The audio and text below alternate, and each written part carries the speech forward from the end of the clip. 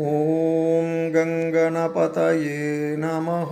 ஓம் ஸ்ரீ குருப்யோ நமஹ.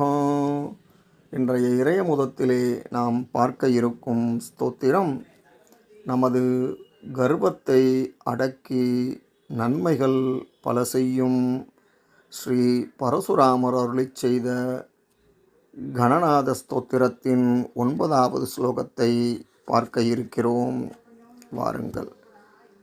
நானாதைத்யநிகந்த்ரே ச தேவானாம் மதஹாரிணே சுராசுரமயாயைவ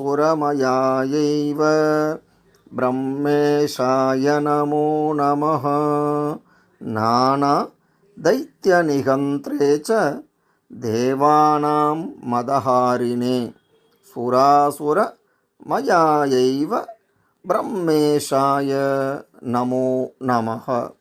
இதன் பொருள், பல அசுரர்களை அழித்தவரும் தேவர்களின் கர்வத்தை அடக்கியவரும் தேவரும் அசுரருமானவரும் மும்மூர்த்திகளுக்கு ஈசனுமான கணநாதரை அனுதினமும் வணங்குகிறேன். இதன் தொடர்ச்சியை அடுத்த பதிவிலே பார்ப்போம். நன்றி, வணக்கம்.